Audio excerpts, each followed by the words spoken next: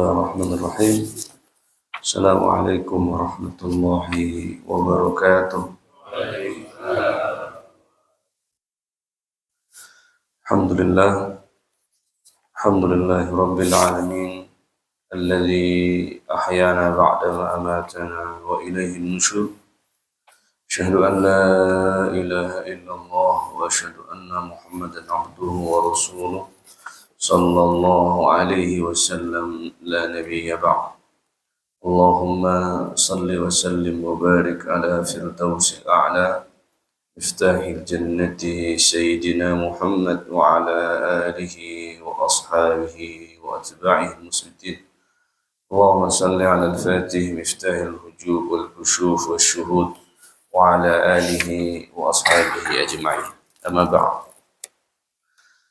Kita bersyukur kepada Allah Subhanahu wa taala atas segala rahmat, nikmat dan karunia yang Allah berikan kepada kita semua. Alhamdulillah, pada pagi ini Allah masih mengizinkan kita semua untuk mengabdi berubudiyah kepadanya. Salawat dan salam kepada Sayyidina Nabi sallallahu alaihi wasallam. Allahumma salli ala Sayyidina Muhammad wa ala alihi wa ashabihi ajma'in. Baik Bapak dan Ibu yang dirahmati oleh Allah, jemaah subuh yang berbahagia. Insyaallah pagi ini kita akan mencoba melihat apa yang telah ditulis oleh Syekh Al-Arif Billah Abdul Qadir Isa rahimallahu taala dalam kitab Haqaiq An-Tasawuf. Insyaallah kita akan coba perhatikan ada beberapa hal yang mesti jadi perhatian kita, yaitu terkait dengan thariqul wusul ilallah subhanahu wa ta'ala, cara sampai menuju Allah subhanahu wa ta'ala. Sebelumnya mari kita baca suratul Fatihah kepada Sayyidina Nabi sallallahu alaihi wasallam wa Sayyidina al-Mahdi khalifatihi wa ikhwanihi minal anbiya wal mursalin wa sahabati ridwanullah alaihim wa awliyaillah fil alamin wal malaikatillah al-muqarrabin wa ila ruhina wa anfusina wa jasadina wa nafsu khususan Syekh Muhammad Abdul Qadir Isa. Al-Fatihah.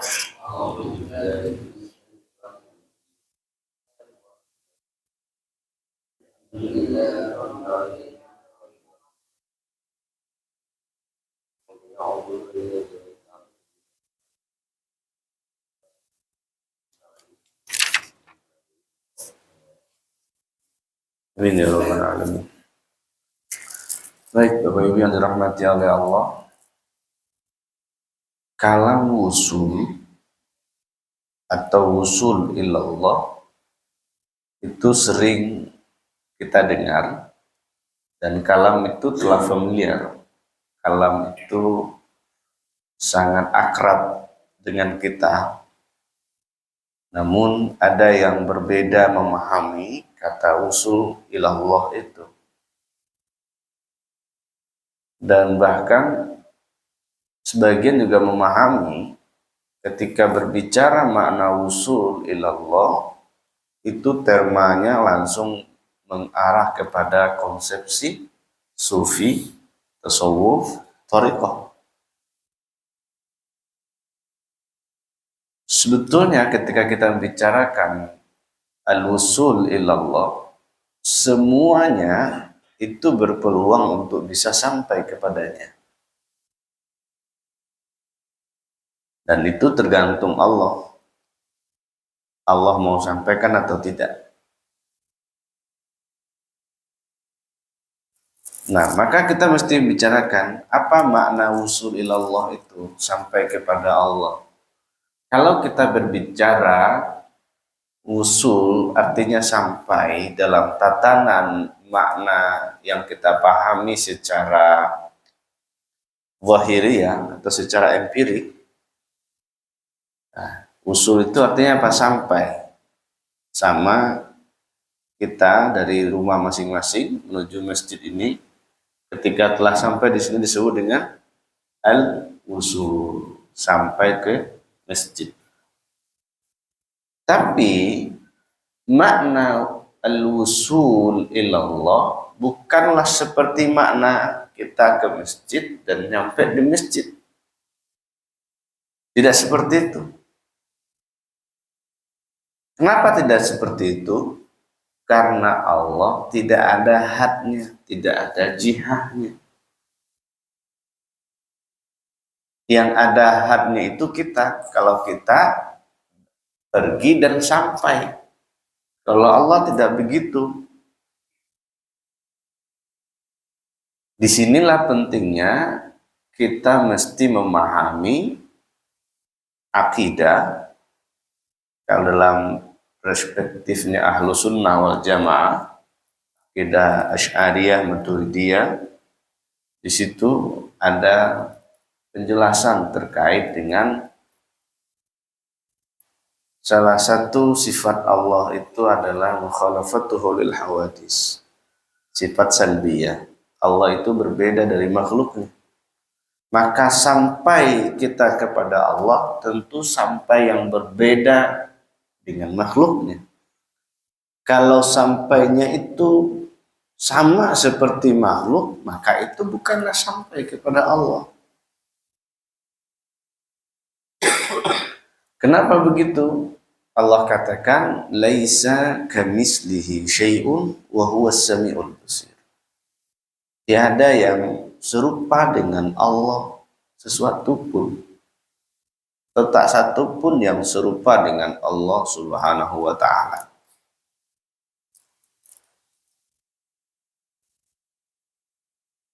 Maka dikatakan وَلَيْسَ الْمُرَادُ بِالْوُصُولِ الْمَعْنَى الْمَفْهُومِ بَيْنَ ذَوَاتِ الْأَشْيَاءِ فَإِنَّ اللَّهَ تَعَالَى جَلَّ أَنْ يُحَدَّهُ مَكَانٌ أَوْ زَمَانٌ وَلِذَا قَالَ ابن عطاء الله السكندري وُصُولُكَ إِلَى اللَّهِ وُصُولُكَ إِلَى الْعِلْمِ بِهِ وَإِلَّا فَجَلَّ رَبُّنَا أَنْ يَتَّصِلَ بِهِ شَيْءٌ أَوْ يَتَّصِلُ هُوَ بِشَيْءٍ. Tiadalah yang dimaksud dengan wusul itu makna yang dipahami secara inteleknya, seperti yang dipahami sampai kepada zatnya sesuatu, seperti yang tadi kita sebut, kita dari rumah masing-masing sampai ke masjid ini. Tidak seperti itu. Akan tetapi kita harus pahami bahwa sesungguhnya Allah Subhanahu wa taala itu tidaklah dibatasi oleh tempat dan zaman. Kalau kita sampai itu dihukumi atau dikurungi atau dibatasi oleh tempat, oleh zaman, oleh waktu. Allah itu tidak ruang, tidak bertempat, dan tidak bisa diukur juga dengan zaman.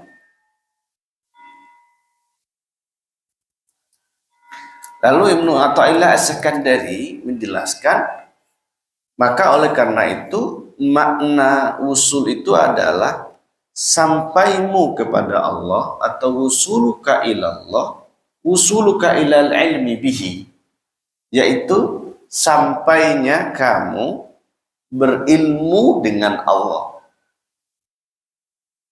Jadi sampai kepada Allah itu berilmu dengan Allah. Inilah kalam yang sering disampaikan dan sering kita dengar. Awwaludini ma'rifatullah. Awal beragama itu adalah berma'rifat kepada Allah. Nah, situ kita mesti pahami. Berma'rifat kepada Allah itu sudah masuk dalam satu pemahaman bahwa itu sudah sampai. Tapi sampainya sekali lagi tidaklah sampai seperti yang dipahami oleh makhluk ini.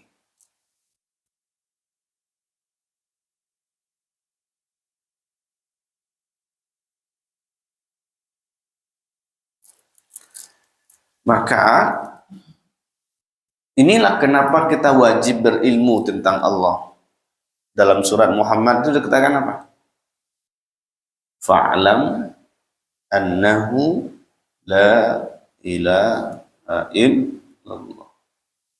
Maka ketahuilah, pelajarilah, ilmuilah ilmu tentang la ilaha illallah. Maka belajar tentang ilmu tentang la ilaha illallah atau tentang ma'rifatullah itu hukumnya wajib. Hukumnya fardu. Fardunya fardu apa? Fardu ain. Di sini masih ada nggak yang alergi dengan kalam ma'rifatullah? Kan ada orang yang alergi dengan kalam ma'rifatullah.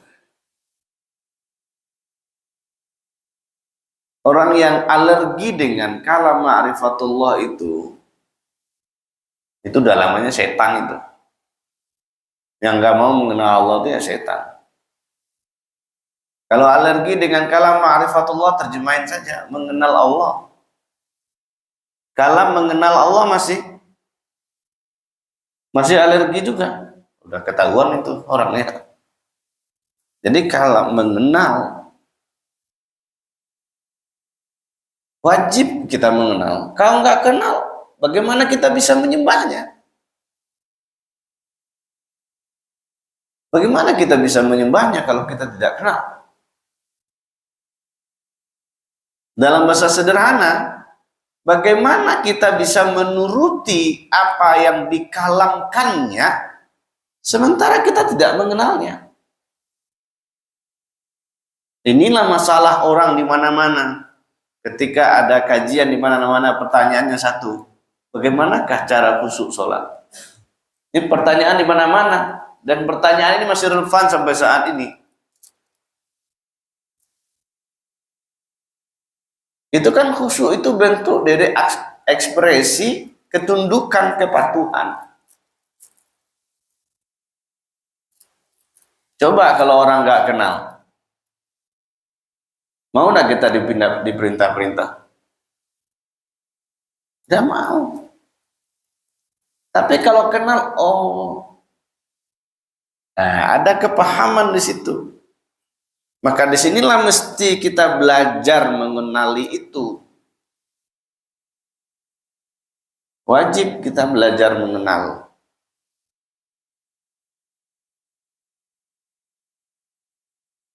Ibnu Katsir itu dalam tafsirnya, tafsir Quran Al-Azim, ketika menjelaskan fa'lam annahu la ilaha illallah, kata beliau apa?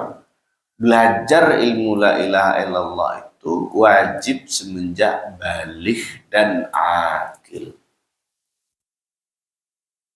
Itu syaratnya itu. Baligh dan akil. Kalau begitu, kalam orang yang mengatakan belajar tentang ma'rifatullah itu pelajaran orang tua-tua, itu keliru. Belajar thariqah itu yang tua-tua aja. Belajar ma'rifatullah itu orang tua-tua saja. Sehingga yang muda-muda, kalamnya apa kalau yang muda belajar ma'rifatullah? Apa yang biasa didengar?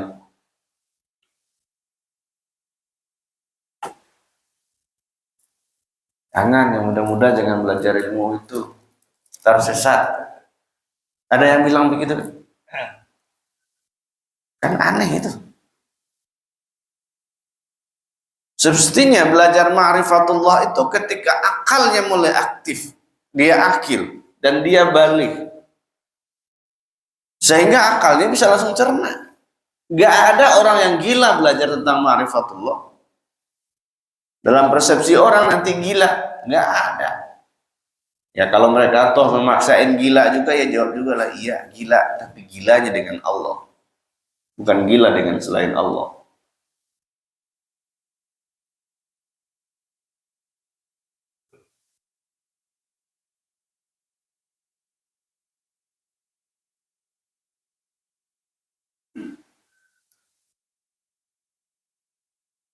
Oke, itu satu.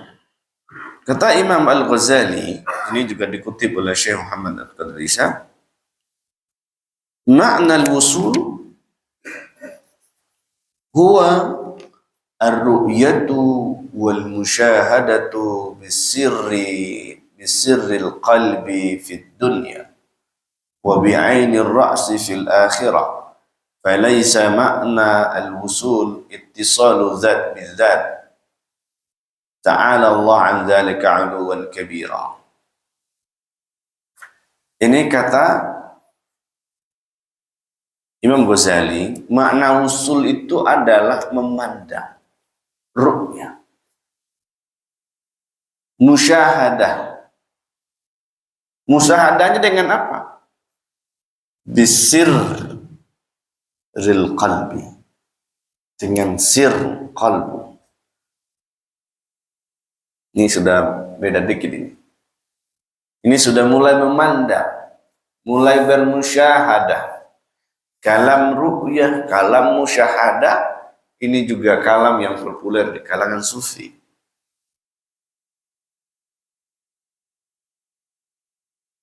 Pertanyaannya, bisakah kita bermusyahadah dengan Allah? Bisakah kita memandang? Pertanyaannya banyak setelah itu. Bagaimana caranya?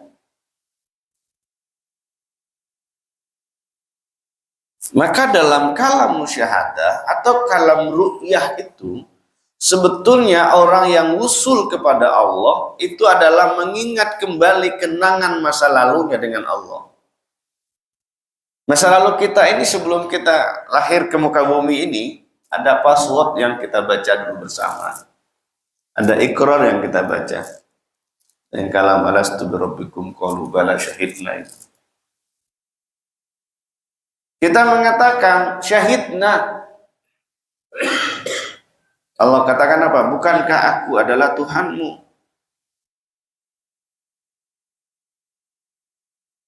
Lalu kita jawab dengan kalam bala syahidna. Kalamnya bala syahidna. Syahidna itu apa? Kami menyaksikan. Maka wusul kita kepada Allah itu adalah syahidna itu. Yang disebut dengan istilah musyahadah.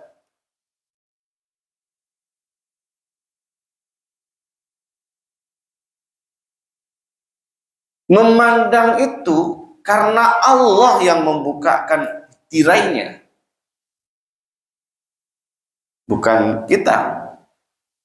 Kita bisa memandang Allah, lebur dulu diri kita. Dalam istilah, fanakan dulu diri kita. Leburkan dulu. Kalau masih ada akunya, kalau masih ada sayanya, saya yang beribadah, saya yang zikir, saya yang sholat.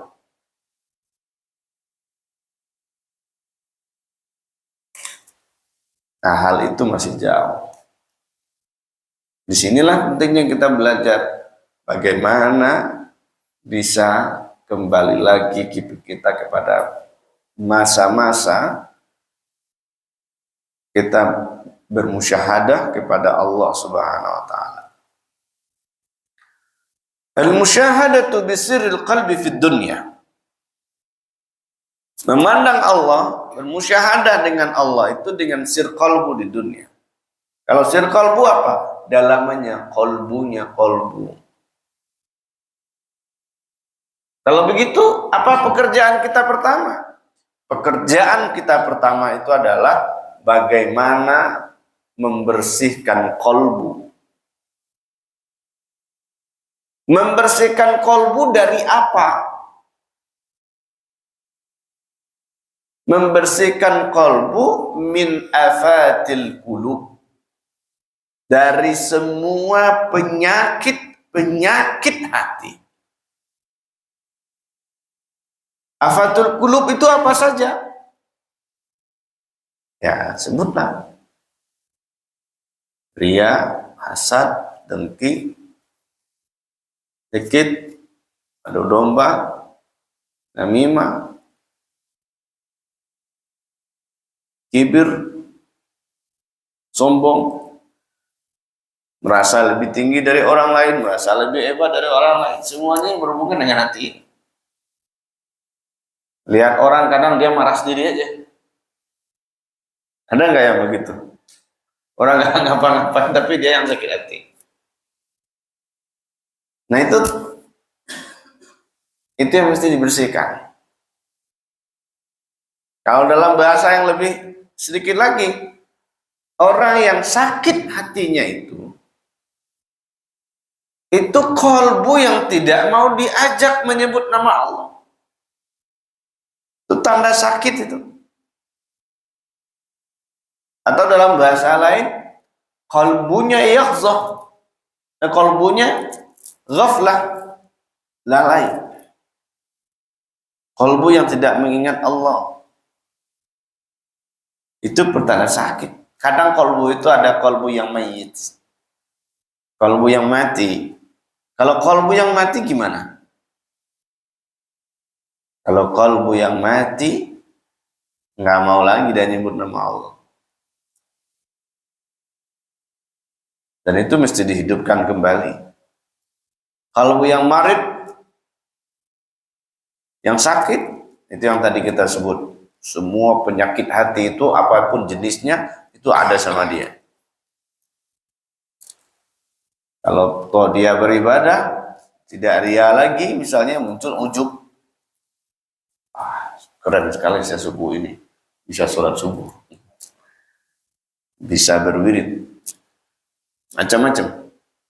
Itu tandanya sakit itu. Berbangga diri. Hal-hal seperti itu mesti diobati.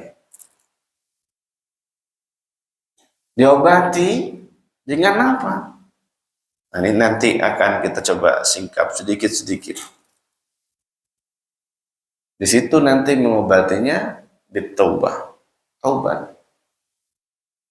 Mesti taubat. Nanti akan kita coba lihat sedikit tentang itu. Bersihkan taubat lalu zikir. Ada di situ babnya talqinuz zikir. Maka qalbu itu mesti ditempatkan asma Allah di dalamnya. Kenapa? Mahalul qalbi ladzul jalalah. Tempat qalbu itu adalah lafaz Allah. Maka qalbu tidak boleh ada selain Allah di dalamnya. Kalau ada selain Allah di dalamnya, maka seseorang itu tidak bisa musyahadah. Seseorang itu tidak bisa sampai kepada Allah. Kalau begitu, wajib bagi kita belajar tentang bagaimana nama Allah itu masuk di dalam qalbu. Dan namanya selalu diisi, namanya selalu disebut di dalam qalbu itu. Jika telah menyebut namanya di dalam qalbu itu dengan terus-menerus menyebutnya, maka nanti akan muncul sir di dalam qalbunya. Kemudian kalau ingat hadisnya Nabi Sallallahu Alaihi Wasallam, Nabi mengatakan apa? Istafti qalbak. Minta fatwa lah kepada qalbumu. Qalbu yang mana yang bisa dimintai fatwa? Qalbu yang di dalamnya ada asma Allah. Qalbu yang di dalamnya ada zikrullah.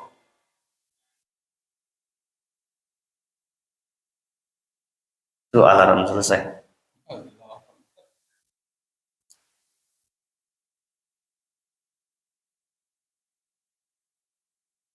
Maka wajiblah kita bagaimana mengisi qalbu itu dengan asma Allah di dunia ini. Di dunia ini. Wa bi'ainir ra'si fil akhirah. Lalu melihat Allah itu dengan bi'ainir ra'si fil akhirah. Di akhirat juga lihat. Sebelum kita lanjutkan, di dunia itu bagaimana cara melihat Allah itu? Syekh Abdul Qadir Jilani Kutubur Rabbani di dalam kitab Sirrul Asrar mengatakan ru'yatullah fid dunya ru'yatus sifat. Memandang Allah di dunia itu adalah memandang sifatnya. Atau dalam bahasa lain adalah musyahadatus sifat, bukan musyahadatul zat. Di akhirat kelak adalah musyahadatul zat. Pertanyaannya, siapa yang akan mendapat musyahadatul zat? Yang di dunia dia dapat musyahadatul sifat.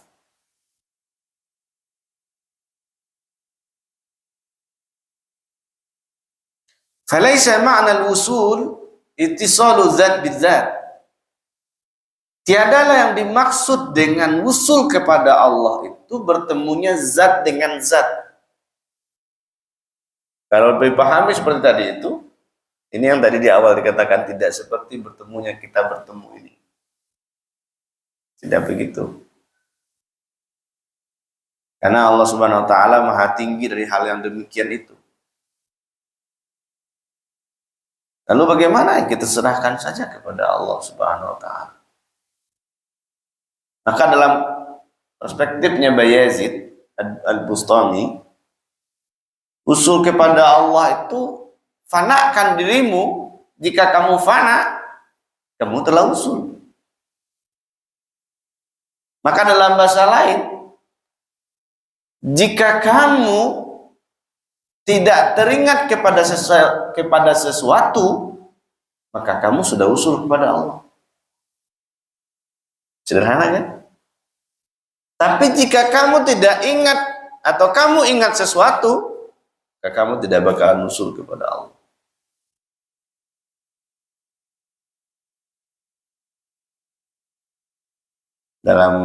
Maka mengingat sesuatu yang selain Allah itu pertanda tidak usul kepadanya.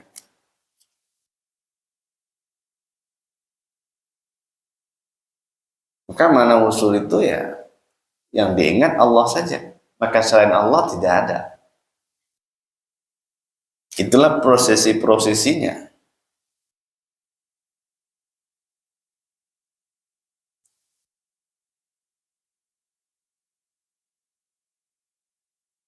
Wa inna as-siyara fi tariqil wusul ila Allah Ta'ala sifatul mu'minin as-salihin.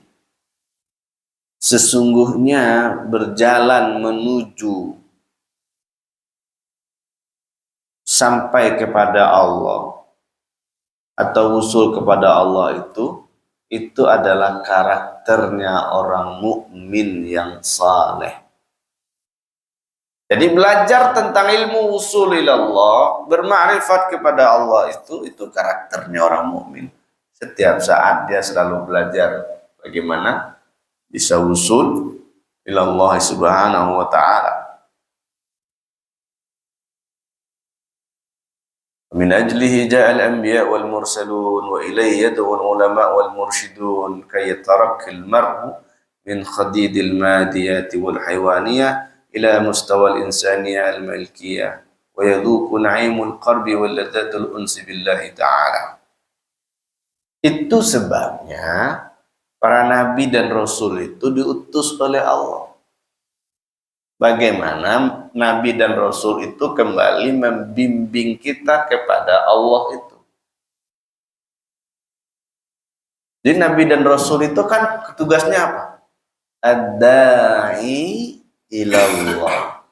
Dia mengajak kepada Allah. Karena Nabi dan Rasul telah intikal ila rafiqil a'la, maka tugas itu diemban kepada al-warasahnya, pewarisnya. Siapa pewarisnya? Al-ulama'u warasatul anbiya. Ulama pewaris para nabi. Maka tugas ulama itu ngapain? Ad-da'i ilallah.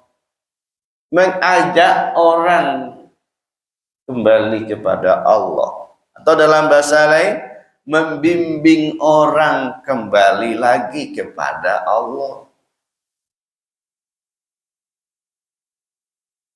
Maka ceritanya tidak ada cerita yang lain.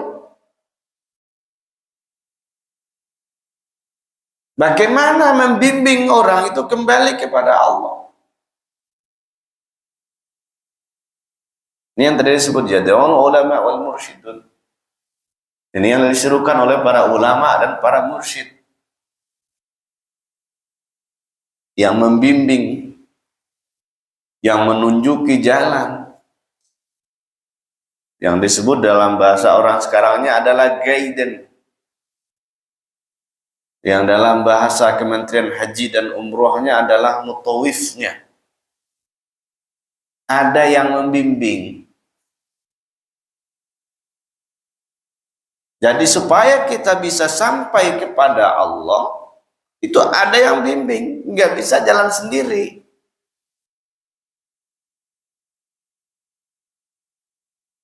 Ada yang bimbing, dan membimbing itu dia membimbing jalan.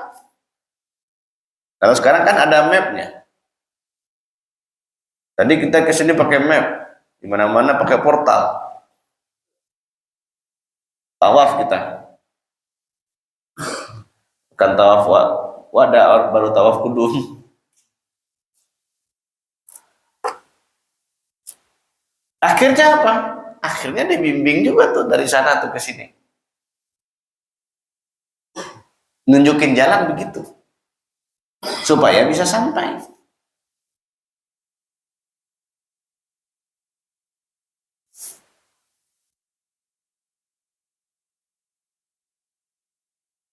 Supaya apa? Orang itu dibimbing supaya dia bisa naik deh. Supaya dia naik dari sifat dia adalah haiwaniyah yang materi ini, supaya dia sampai kepada posisi al-insaniyah. Al-insaniyah, sisi kemanusiaan. Sehingga dia bisa merasakan kedekatan dengan Allah. Yaitu na'imul qarb. Dia merasakan bagaimana nikmatnya dekat dengan Allah. Lalu dia akan merasakan lezatnya al-unsi billah. Lezatnya intim dengan Allah, bermesraan dengan Allah. Ini yang diajarkan itu, bagaimana orang itu bisa sampai, bagaimana bisa memahami, bagaimana bisa dekat. Kalau ditanya kepada kita semua, kita dalam peribadatan kita kepada Allah sudah menikmati kedekatan belum dengannya?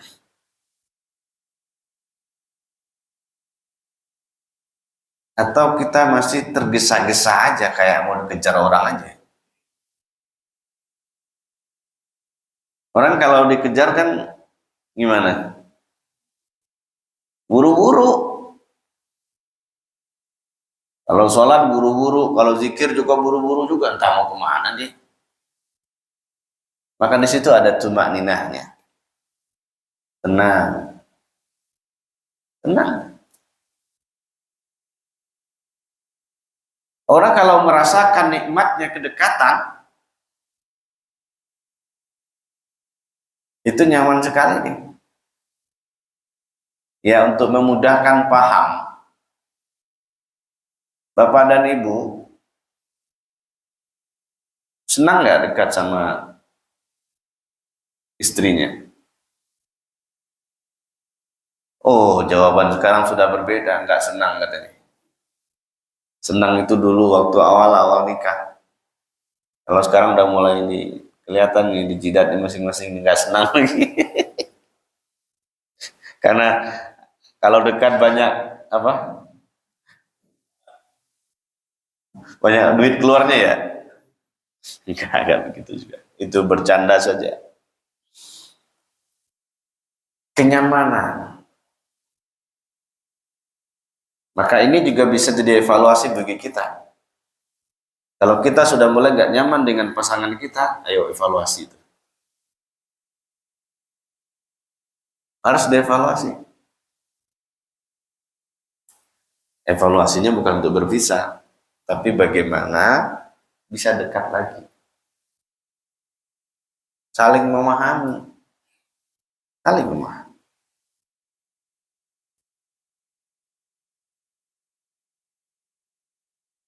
Oke. Kita sampai jam berapa?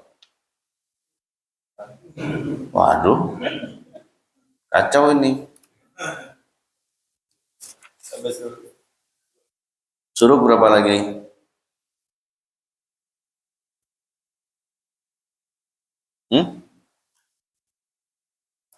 Setengah 6. Oh, masih lama. Baik. Terus pertanyaan berikutnya, bagaimanakah cara usul kepada Allah itu? Tadi kan kita baru bicarakan usulnya, apa makna usulnya. Nah sekarang cara sampainya gimana?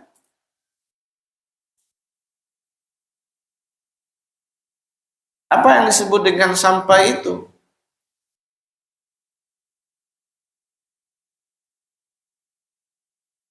Maka disebutkan at-tariqul wusul ila Allah Ta'ala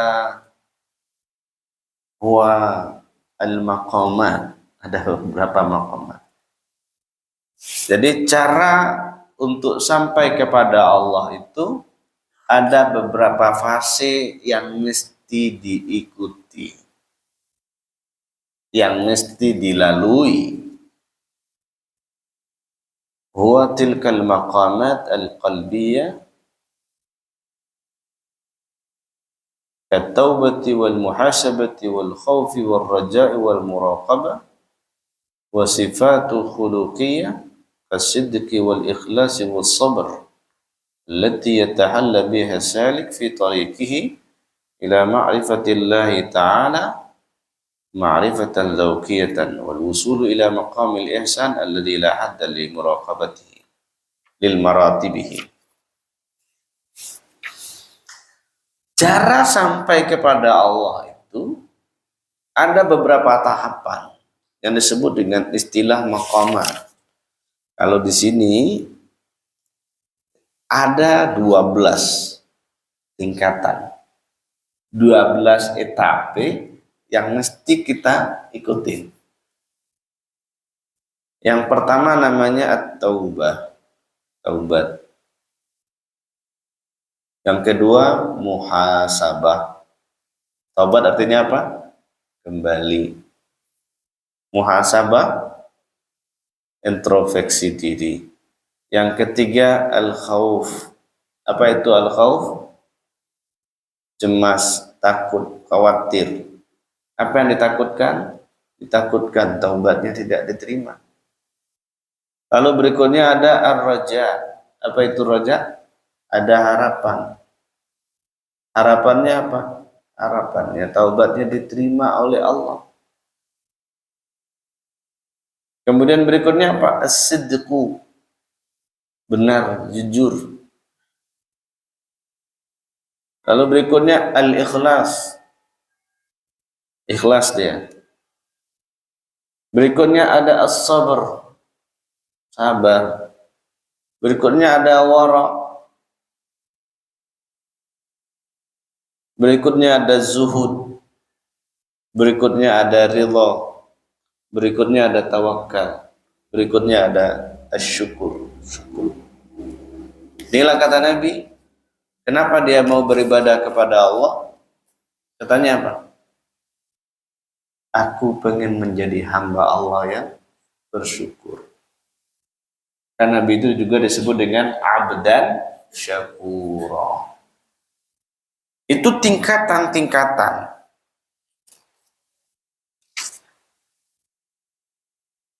Kita lanjutkan, wa inna tariqa wahidatun fi haqiqatiha. Sesungguhnya jalan menuju Allah itu pada hakikatnya cuma satu. Jalan apa itu? Jalannya Sayyidina Muhammad sallallahu alaihi wasallam. Maka di sini kita katakan yang banyak itu apa? Ta'addudul manahij. Berbagamnya metodologi. untuk sampai kepada Sayyidina Muhammad. Kalau bahasa kitanya itu ini, at-turuq atau jalan menuju Sayyidina Muhammad itu banyak. Tapi at-turuq ilallah cuma satu. Jalannya Sayyidina Muhammad. Apa maksud kalam ini? Untuk sampai kepada Sayyidina Muhammad itu banyak torik-toriknya, jalan-jalannya. Kalau kita sebut dengan torikoh itu kan banyak. Ada Naqsabandiyah, ada Qadiriyah, ada Khistiyah, ada Samaniyah, ada Tijaniyah, Sattariyah, Ahmadiyah, Idrusiyah, Zaziliyah, macam-macam, banyak. Itu namanya at-turuq, jalan. Tujuannya untuk apa? Tujuannya untuk sampai kepada Sayyidina Muhammad. Kita menapaki jalan yang ditapaki oleh para imam itu supaya dia bisa sampai kepada Sayyidina Muhammad. Maka sejatinya guru yang membimbing itu, dalam hal ini mursyid kita sebut, dia hanya menghantarkan kepada gurunya, gurunya mengantarkan kepada gurunya, gurunya mengantarkan kepada gurunya, sampailah kepada sang maha guru, namanya Sayyidina Muhammad sallallahu alaihi wasallam. Maka Sayyidina Muhammad sallallahu alaihi wasallam beliaulah yang menyampaikan kepada Allah. Dikatakan Sayyidina Muhammad babul ilahi. Nabi Muhammad sallallahu alaihi wasallam itu pintu menuju Allah. Kira-kira kalau ada orang belajar ma'rifat tapi tidak lewat Sayyidina Muhammad lalu dia katakan usul ilallah, gimana kira-kira? Jalan untuk usul kepada Allah itu satu, jalannya Sayyidina Muhammad.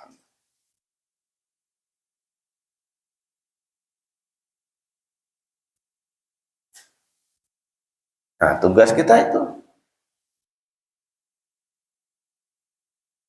bagaimana kita sampai. Maka dalam bab fana tadi kita pinjam dari istilahnya Bayazid, Abu Yazid Al-Bustami. Fana itu ada tingkatan-tingkatannya. Yang pertama fana fi syekh. Fana fi syekh itu pada guru. Fananya gimana? Bukan kepada sosoknya,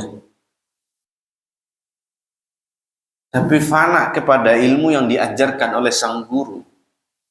Apa ilmu yang diajarkan? Ilmu mengingat Allah, ilmu mengenal Allah, ilmu bermakrifat kepada Allah Subhanahu wa ta'ala. Kemudian setelah itu fana fi Rasulillah. Dalam bahasa lainnya fana fi syekh itu. Karena fana fi syekh itu karena ada nur Muhammad dalam diri syekh itu.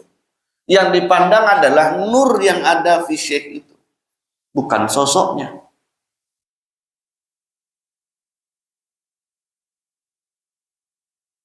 Maka nur itulah yang mengantarkan kepada Sayyidina Muhammad. Yang sampai dia disebut dengan Nurullah. Nur Allah itulah Sayyidina Muhammad sallallahu alaihi wasallam. Muhammad Nurullah. Sesampai dia kepada Muhammad, maka berikutnya baru fana fi Allah. Baru fana fi Allah. Fana dia kepada Allah. Poinnya apa? Poinnya adalah bagaimana melenyapkan diri, meniadakan diri. Jadi nggak merasa diri kita lagi. Itu babnya di mana? Babnya fi dzauqiyah, pada rasa. Seakan-akan. Dalam bab ihsan itu dikatakan apa? Anta'budallah ka'annaka tarahu fa in lam takun tarahu fa innahu yaraka. Sembahlah olehmu Allah seakan-akan akan kamu memandangnya. Tapi jika kamu tidak memandangnya, ingat Allah memandangmu. Maka di situ merasa diawasi. Orang kalau diawasi gimana? Khusyuk enggak? Khusyuk. Coba aja ingat. Ini semuanya sudah pernah ikut ujian kan? Mau di SD, SMP, SMA. Ada pengawas. Kalau ada pengawas gimana? Langsung.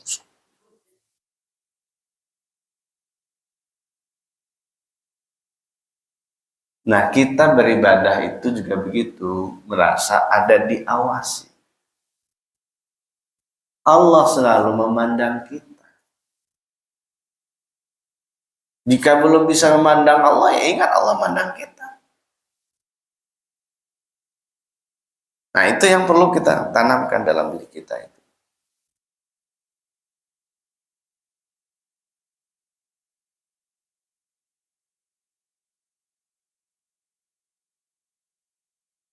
Oke, gitu ya, cara sampai kepada Rasulullah itu banyak turuk.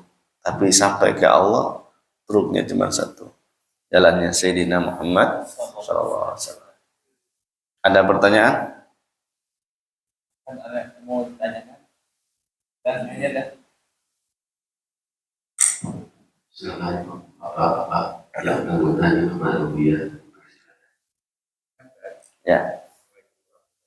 Assalamualaikum. Dalam ibadah kita kan hari dari pikiran kemana-mana saja. Pikirannya Bagaimana cara untuk mengatasi? Oke. Dalam ilmu fikih, jika bacaannya benar, geraknya benar, itu sudah sholatnya sudah oke. Kan definisi sholat dalam ilmu fikih itu apa? Aqwal wa af'al. Perkataan, perbuatan yang dimulai dengan takbir, diakhiri dengan salam. Bacaannya benar, geraknya benar. Nah, sekarang kita naikkan.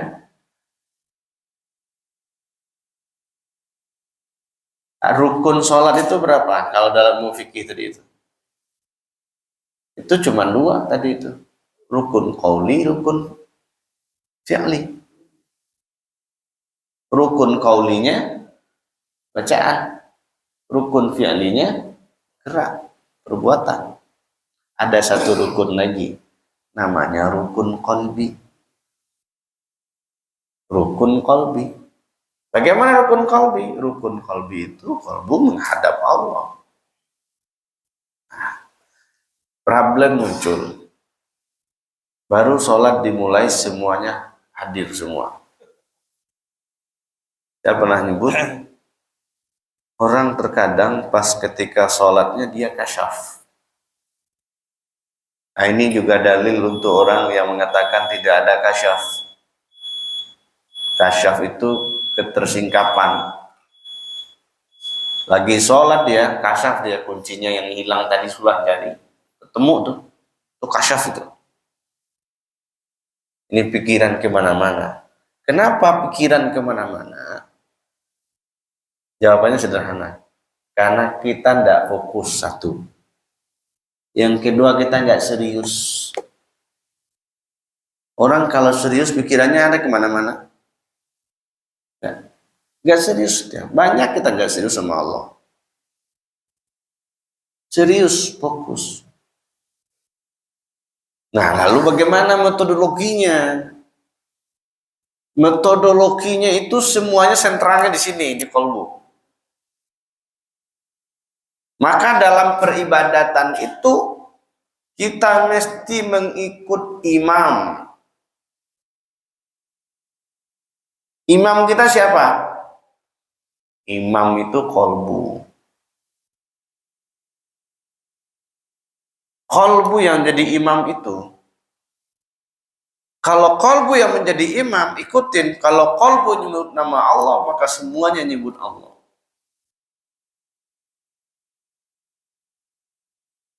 Jika pikirannya kemana-mana, stop dulu, off-kan dulu. Maka dalam sholat itu, kita kan ada rukunnya tegak berdiri betul. Jadi di tegak berdiri betul itu lupakan semua urusan duniawi. Lupakan semua persoalan. Itu makna tegak berdiri betul itu banyak hal itu. Kondisikan diri kita, spiritualitas kita supaya bisa menghadap Allah. Nah, ini kan tidak langsung ini sebagai pengingat saja. Di sini kita tidak temukan karena semuanya rata-rata jadi jamaah, tidak jadi masbuk. Ini bagi masbuk siapa saja, terkadang dia telat nyampe di sini dia langsung tunggu dulu, ikutin polanya dulu, tenang dulu, kondisional dulu, niat dulu, baru takbir. Setelah takbir baru ikutin gerakan imam berikutnya. Makanya yang tadi itu kita mulai serius, kita mulai merasa diawasi, maka kalbunya selalu aktif dengan zikrullah. Ada metodologi berikutnya. Metode berikutnya dalam bab thariqah itu ada zikir yang dilakukan, yang diamalkan, namanya zikir latifah, lataif. Salah satu lataifnya ada di natiqah, di akal ini, dan akal juga mesti dizikirkan. Dia nggak kemana-mana. Dalam bahasa sederhana, ketika kita sholat itu ingatan kita cuma satu, Allah saja. Nggak boleh kepada selain Allah. Nah, itu yang perlu dipelajari. Carilah gurunya. Bagaimana bisa begitu? Itu harus ada dibimbing. Supaya pikirannya nggak kemana-mana lagi. Nah, itu tahapannya. Maka orang yang sudah belajar zikir, kenapa dia dalam sholatnya kemana-mana? Karena zikirnya nggak dibawa waktu sholat. Orang yang pernah suluk berkhalwat, kenapa sholatnya nggak ini juga? Iya, karena nggak dibawanya sholat. Lupa, khalwat itu adalah latihan zikir. Latihan zikir untuk bisa berzikir di mana saja. Termasuk zikir dalam sholat. Karena zikir dalam sholat itu disebut dengan wala dzikrullahi akbar. Sesungguhnya zikir dalam sholat itu zikir yang paling besar. Maksudnya apa? Semuanya zikir. Geraknya zikir, qaulnya zikir, al-zikru bil lisan, al-zikru bil arkan, al-zikru bil qalb. Itu dalam sholat. Berdiri, duduk, sujud, itu zikir semua. Nah, itu poinnya. Maknanya apa? Orang yang kemana-mana pikirannya itu tidak sholat itu.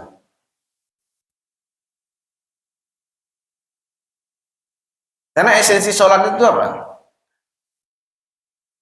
Kata Allah, ketika dia mengenalkan dirinya kepada Nabi Musa, innani anallah la ilaha illa ana fa'budni aqimis salata li dzikri. Aqimis salata li dzikri.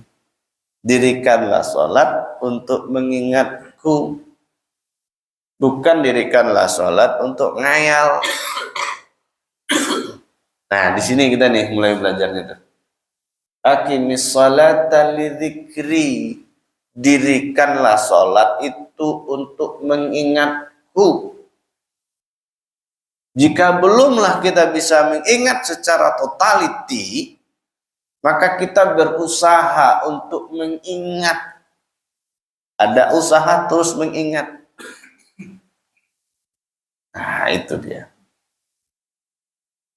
Itu yang perlu kita belajar. Nah, belajar ilmu tentang ini wajibnya mulai dari mana? Dari balik dan akil sampai kapan? Sampai seterusnya bertemu sama Allah. Begitu, Bapak. Oke. Ada lagi? Ya. Salam.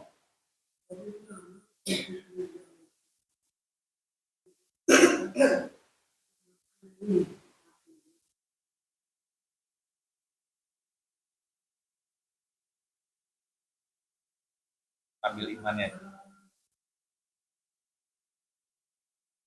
Oke. Yang pertama, kita pikirkan diri kita dulu, jangan mikirkan orang. Apa maksudnya mikirin diri? Kita ini kadang-kala banyak sibuk mikirin orang. Ini kenapa orang ini nggak sholat, kenapa ini enggak? Biarin aja. Maksudnya apa? Fokus dulu ke kita. Kitanya gimana? Ini problem yang banyak itu kepada orang yang sering datang ke masjid, tapi dia sibuk dengan orang lain, nggak sibuk sama Allah. Tugas kita itu bagaimana kita sibuk sama Allah, bukan sibuk dengan yang lain. Tugas kita sibuk dengan Allah itu gimana? Bagaimana kita pikiran kita tidak kemana-mana. Lalu kan ada pula orang mengatakan, benar kita sibuk sama Allah, tapi kan kita punya kewajiban juga mengajak orang, mengingatkan orang. Tugas itu semuanya sebetulnya sudah ada yang dibagi tugasnya. Tugas itu dibagi. Kadangkala vision orang itu beda-beda. Visionnya tidak untuk ngajarin orang, tapi dia ngajar orang. Kalau itu yang terjadi, itu orang yang diajak nggak bisa. Gimana kira-kira? Bahasa kasarnya ini, bahasa kasarnya. Orang itu mau diajak kemana? Ayo. Nih, bahasanya sedikit kasar ya. Maksudnya begini. Tadi tugas Nabi apa? Mengajak orang kepada Allah. Kemudian tugas itu berikutnya diemban oleh pewarisnya. Mengajak orang kepada Allah. Kira-kira yang tidak kenal Allah,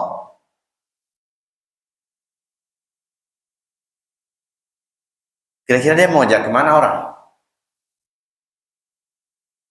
Itu yang kita maksud dengan bahasa kasarnya itu.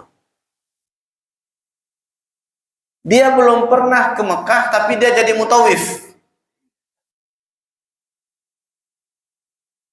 Gimana tuh kira-kira? Dia nggak pernah ke luar negeri, tapi dia yang mimpin orang untuk pergi ke luar negeri.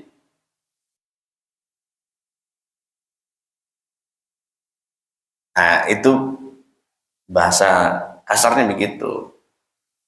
Bahasa halusnya, tugas ngajak orang itu serahkan ke ahlinya. Serahkan ke ahlinya. Jadi kalau kita, tugas kita bagaimana membenahi diri. Yang tadi itu masih tidak fokus itu. Yang tadi kalau ibadahnya dia mikirin orang saja. Kan banyak orang. Semoga di sini tidak ada, karena orangnya di sini pada kalem semua. Selesai sholat dia gunjingin orang itu syanu. Nah, itu kan masalah itu. Nah, tapi dalam bab sosial kita mesti berinteraksi ya. Dalam bab sosial ngajak, mari kita datang ke masjid. Tugas kita ini sampai di situ. Bahkan Nabi mengatakan apa? Innama anal balad. Kata Nabi, saya ini hanya menyampaikan. Nabi itu saja. Berikutnya itu Allah. Sama dengan guru, guru itu hanya menyampaikan. Guru nggak bisa ngasih petunjuk orang. Dia hanya menyampaikan, yang ngasih petunjuk Allah, yang punya hidayah Allah. Kadang kan ada pula guru yang sok berjasa kan.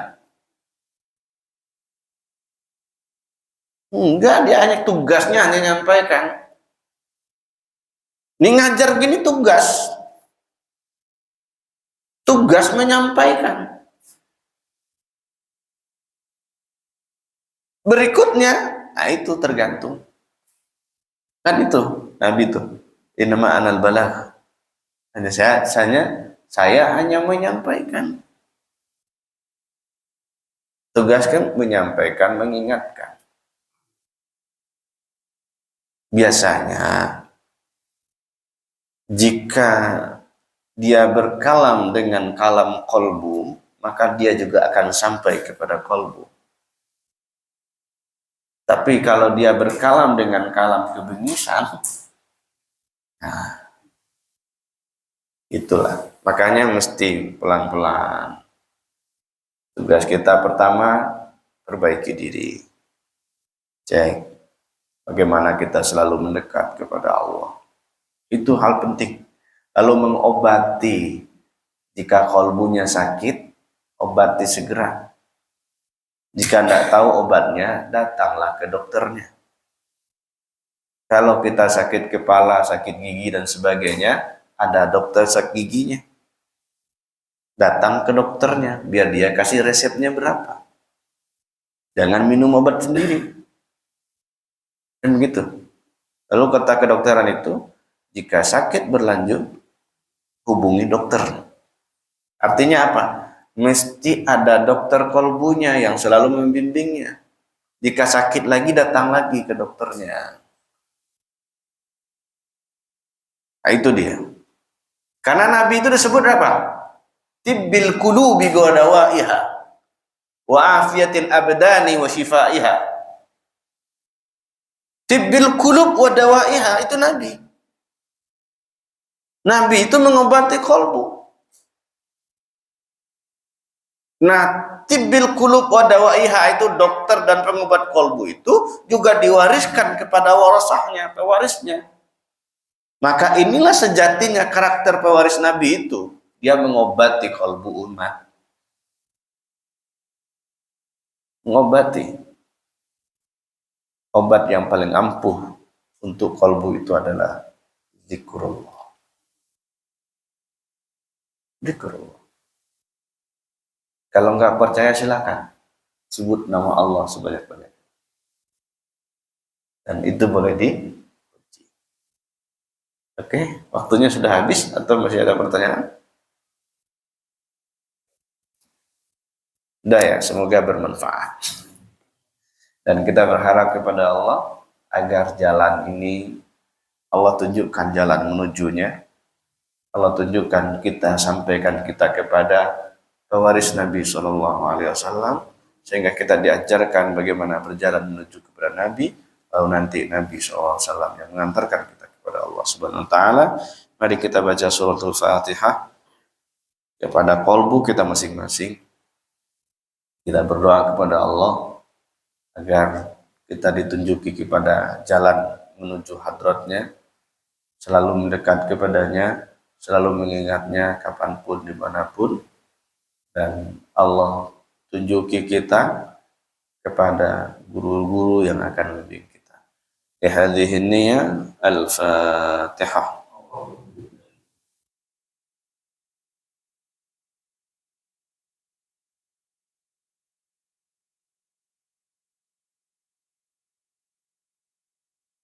Amin ya rabbal alamin. Inna Allah wa malaikatahu yusalluna 'alan nabi. Ya ayyuhalladzina amanu sallu 'alaihi wa sallimu taslima. Labbaik Allahumma salli wa sallim wa barik alaihi. Allahumma salli wa sallim. Sallallahu ala sallallahu alaihi wasallam, sallallahu ala Muhammad, sallallahu alaihi wasallam, sallallahu ala Muhammad,